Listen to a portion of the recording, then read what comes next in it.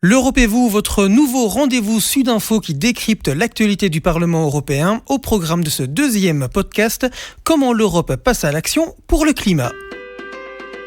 Sudinfo présente L'Europe et vous, un programme au cœur de l'actualité du Parlement européen. Cédric Beaufaille. De nouveaux objectifs de réduction de gaz à effet de serre à l'horizon 2030 pour chaque État membre, c'est l'un des dossiers qui a été adopté par les eurodéputés à la mi-mars. Le Parlement européen avance vers l'objectif qu'il s'est fixé, devenir le premier continent neutre en carbone à l'horizon 2050. Que signifie cet objectif et plus globalement, que fait l'Union européenne pour lutter contre le réchauffement climatique? Pour en discuter avec nous, Pascal Canfin. Bonjour Pascal. Bonjour. Vous êtes député européen élu sur la liste Renaissance de la République en marche et vous êtes président de la Commission de l'environnement, de la santé publique et de la sécurité alimentaire. À votre initiative, le Parlement européen a déclaré le 28 novembre 2019 l'état d'urgence climatique. Vous êtes avec nous en duplex depuis les studios du Parlement européen. Merci pour votre disponibilité. Alors, histoire de planter le décor de cette discussion, en quoi est-ce important pour vous de parler d'état d'urgence climatique? Tout simplement parce que ça correspond à la réalité. Je pense que tout ce qu'on voit toutes les semaines en Europe ou ailleurs dans le monde, des cyclones dans l'océan Indien que personne n'avait jamais vus, des catastrophes climatiques en Californie et bien évidemment l'été dernier, la sécheresse, les feux de forêt, etc. en Europe. Et tout le monde s'accorde à dire que ça n'est que le début. Voilà, l'état d'urgence climatique, c'est ça. Et si on veut éviter un chaos climatique, c'est-à-dire un monde à 4-5 degrés de réchauffement climatique, on a besoin d'agir avec une feuille de route très claire, qui est celle de ce qu'on appelle le Green Deal, le pacte vert européen, avec un objectif en une génération, une seule génération, c'est extrêmement rapide, devenir un continent neutre en carbone, conformément à l'engagement que nous avons pris en signant les accords de Paris sur le climat en 2015. Alors pourriez-vous nous détailler les accords qui ont été adoptés par le Parlement européen à la mi-mars sur les puits de carbone, sur les nouveaux objectifs de réduction des gaz à effet de serre, sur le système d'échange de quotas d'émissions et nous expliquer en quoi ils sont importants pour les citoyens? Alors pour arriver à atteindre l'objectif que je viens d'évoquer et qu'on s'est fixé collectivement, pas uniquement le Parlement européen, l'ensemble des pays européens, bien évidemment, de manière démocratique, à savoir atteindre la neutralité climat en une génération, il faut changer énormément de règles du jeu dans les transports, dans l'énergie, dans les bâtiments, dans le système alimentaire. Et donc, on prend secteur par secteur, enjeu par enjeu, et on change les règles pour se mettre en cohérence avec l'objectif qu'on s'est fixé, éviter le chaos climatique.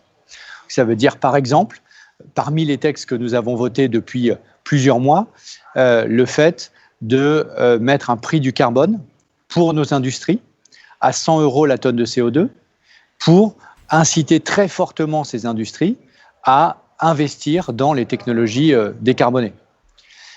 Ça veut dire aussi se fixer des objectifs très ambitieux en matière de développement des énergies renouvelables et se donner les moyens d'y arriver en changeant les règles sur le permis, c'est-à-dire aller plus vite pour développer les énergies renouvelables partout, que ce soit du solaire ou de l'éolien, etc. Ça va nous permettre d'atteindre nos objectifs. Et puis, il y a des textes qui sont encore en cours de négociation pour l'avenir, parce qu'au final, tout ça, ça nous prend un mandat entier. Ça a commencé le Green Deal en 2019, ça va continuer au moins jusqu'en 2024 et peut-être après, de changer ces règles du jeu. Au total, pour vous donner une idée de l'ampleur de ce qui est en train d'être fait, c'est plus de 50 lois européennes que nous sommes en train de changer en même temps pour, encore une fois, nous mettre en cohérence avec cet objectif qui nous est demandé par la science et par nos citoyens, et notamment par les plus jeunes générations. Alors vous l'avez dit, l'Europe veut devenir le premier continent neutre en carbone à l'horizon 2050. Mais est-ce que vous pensez que cela va permettre de limiter le réchauffement climatique à l'échelle mondiale? Alors aujourd'hui, l'Europe, c'est autour de 10% des émissions totales de gaz à effet de serre. Donc, on a un rôle à jouer. Mais on fait facilement le calcul pour voir que si nous sommes les seuls à agir, on n'agit pas sur le reste, c'est-à-dire les 90%.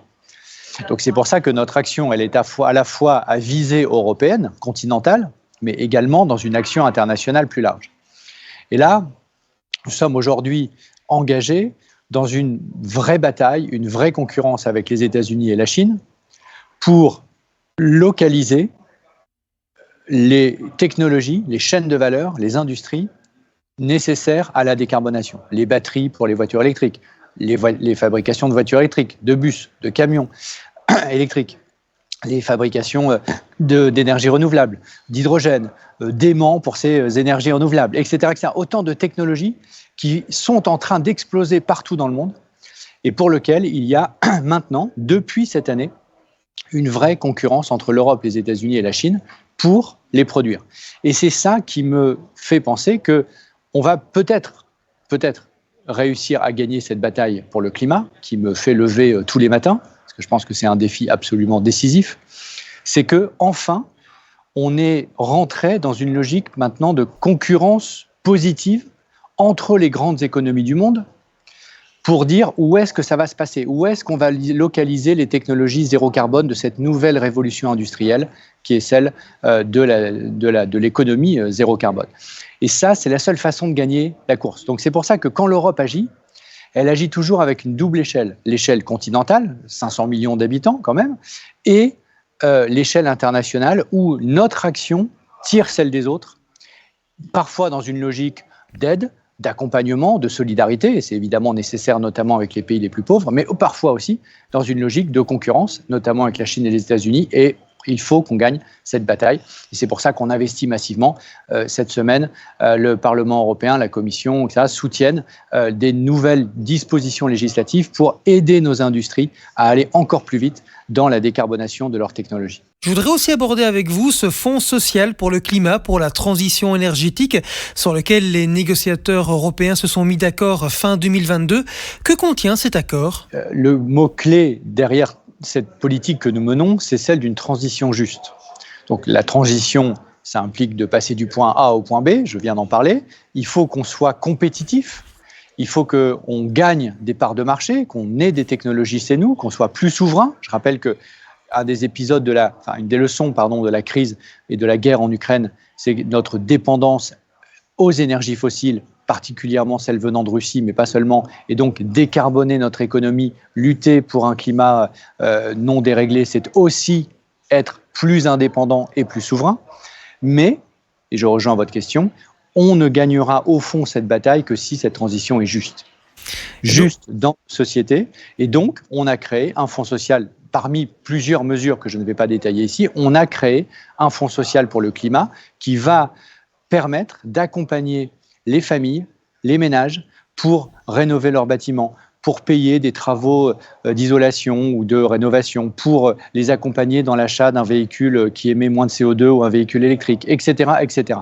Tout ça de façon à ce qu'il n'y ait surtout pas, et c'est une priorité absolue pour moi, de fracture dans la société entre une partie de la société qui nous suit, qui dit « allez, il faut y aller, on y va, le climat c'est fondamental, on y va », et puis une autre partie qui dirait « oh là là, vous allez beaucoup trop vite, c'est pas pour moi ».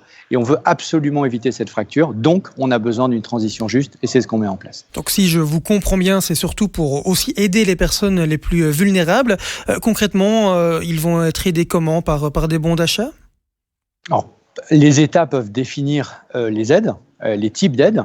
Ça peut être effectivement des bons d'achat verts, donc on peut appeler ça des chèques verts par exemple, ou sous conditions de ressources qui sont définies par chacun des États membres. Ce n'est pas à l'Europe de dire c'est 3 000 euros, 4 000 euros, 2 000 euros. Non, c'est évidemment chaque État qui va définir en fonction de son propre pouvoir d'achat, de ses propres priorités sociales, la répartition de l'argent de ce fonds social climat pour lui-même.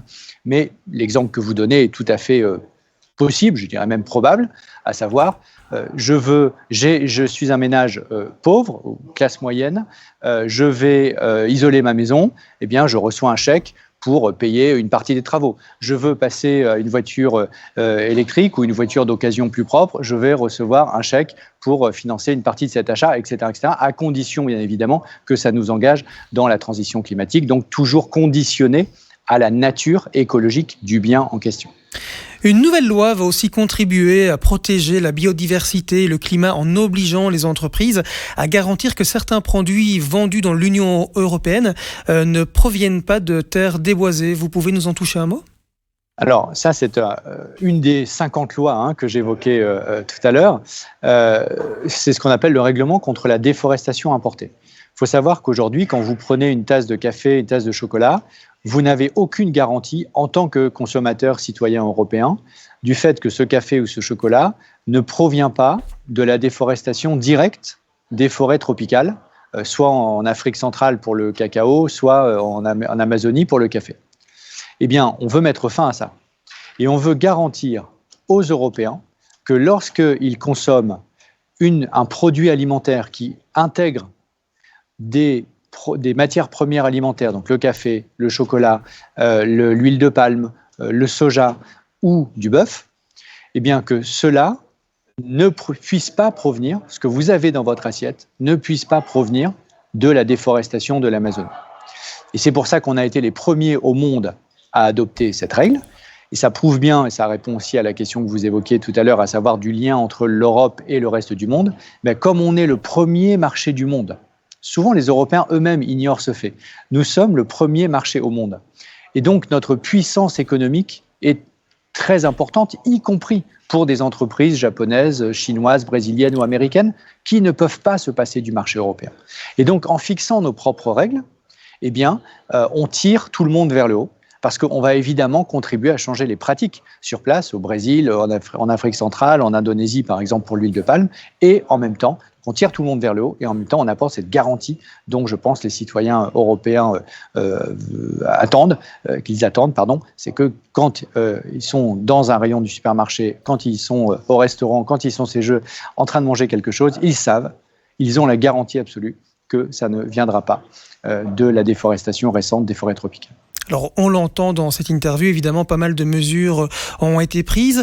Certains ont par contre l'impression que de toute façon, on n'en fera jamais assez pour le climat, alors que d'autres, en revanche, pensent plutôt que les objectifs climatiques que s'est fixé l'Union européenne devraient être revus à la baisse compte tenu de la crise du pouvoir d'achat que connaissent les citoyens européens.